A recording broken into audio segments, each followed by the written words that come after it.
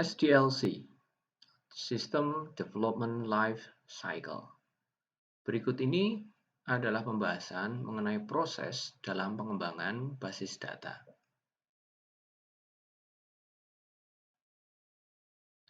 Metode atau pendekatan ini merupakan bagian dari siklus hidup pengembangan sistem atau yang disebut SDLC, System Development Life Cycle pada pengembangan perangkat lunak.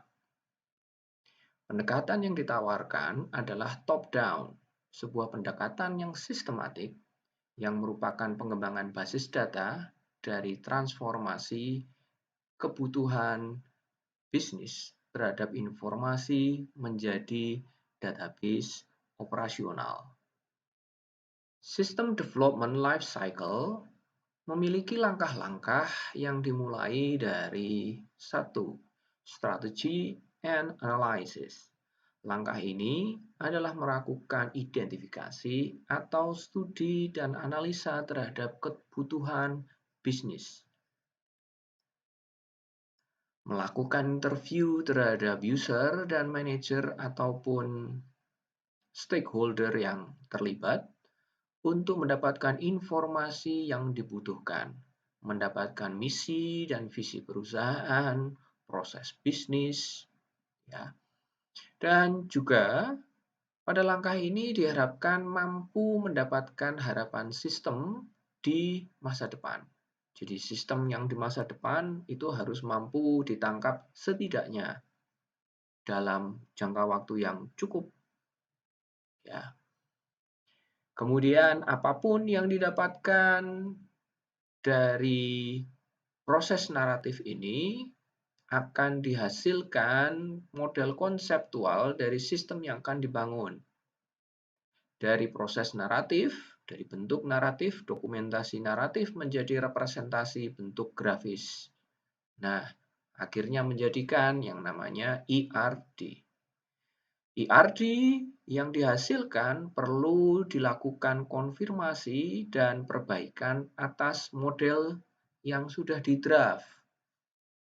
Setelah mendapatkan konfirmasi kebenarannya, maka ERD bisa diakui sebagai bentuk blueprint dari data dan informasi yang dibutuhkan serta proses bisnis dalam perusahaan atau di dalam kasusnya tersebut. Langkah yang kedua adalah melakukan desain. Langkah ini adalah mentransformasikan model yang dihasilkan dari fase strategi and analysis dipetakan menjadi tabel, kolom, foreign key, dan constraint, nanti ada dan key yang lain, gitu ya, dan aturan-aturan yang lain. Seperti yang sudah Anda pahami atau Anda ketahui bahwa ketika Anda ERD sudah dapat, Anda sudah menghasilkan ERD dan dikonfirmasi benar serta memenuhi normalisasi yang berlaku, maka Anda dengan mudah melakukan proses desain ini dengan cara engineer pada data modeler. Ya. Terus yang ketiga adalah proses build atau langkah build. Langkah build ini adalah mengeksekusi desain ke dalam bentuk perintah untuk menciptakan tabel-tabel dan objek yang diperlukan dalam database. Selain itu, memulai mengisi tabel dengan data awal yang diperlukan. Mungkin juga data sampel. Juga tidak lupa menghasilkan dokumentasi yang menjadi dasar bagi user untuk operasional, juga sebagai bantuan bagi operasional sistem yang baru. Troubleshoot, begitu ya, bisa melihat, oh ada catatannya, kenapa begini, aturannya seperti ini. Itu pada fase build. Berikutnya, yang keempat adalah fase transisi. Langkah-langkah pada fase ini adalah melakukan uji pengguna yang dinamakan user acceptance testing. atau yang disebut dengan uji penggunaan dari user. Di sini akan menguji apakah sistem yang baru sesuai dengan kebutuhan yang disepakati atau tidak, ataukah perlu perbaikan.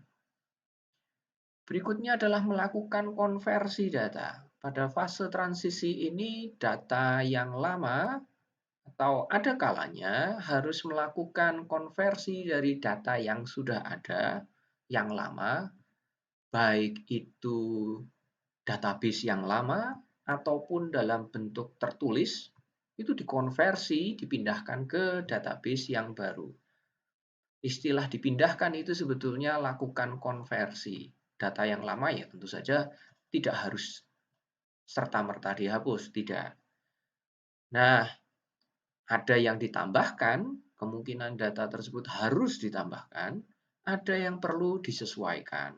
Contoh, manakala menuliskan atau mencatatkan mengenai alamat di sistem yang lama, itu adalah alamat, kemudian nama kelurahan, kecamatan, kemudian kabupaten atau kota dijadikan satu isian, ya.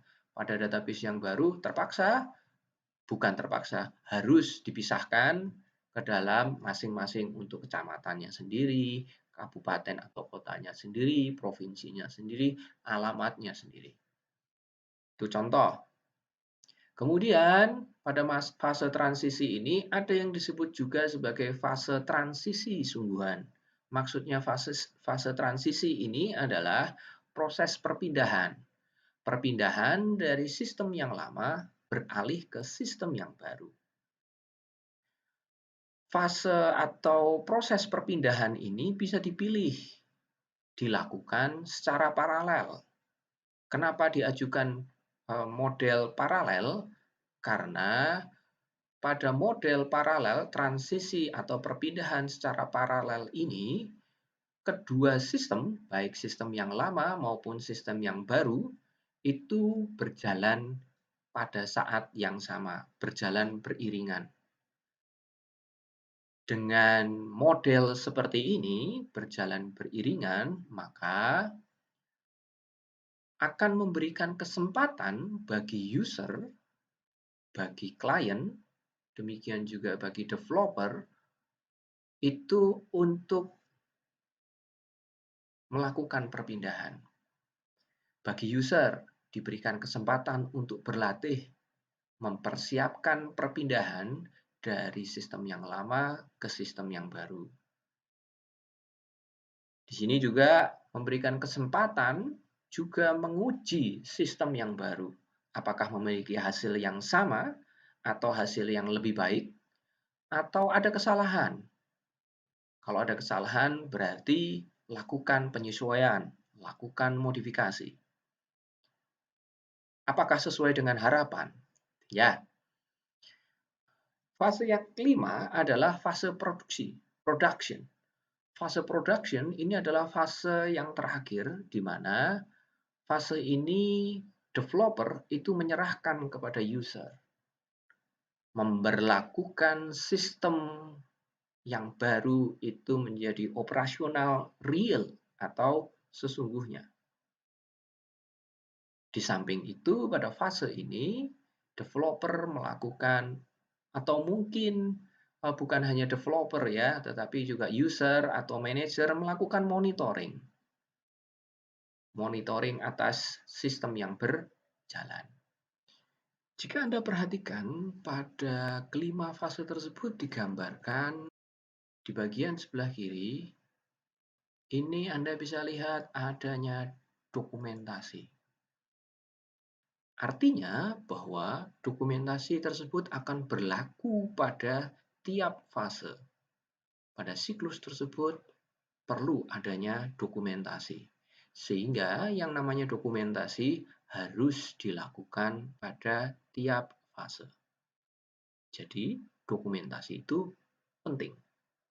Tujuannya adalah membuat atau memberikan jejak juga landasan bagi tiap fase untuk siklus berikutnya. Perlu Anda ketahui bahwa rangkaian proses atau langkah tersebut dalam SDLC bersifat iteratif. Apa artinya iteratif?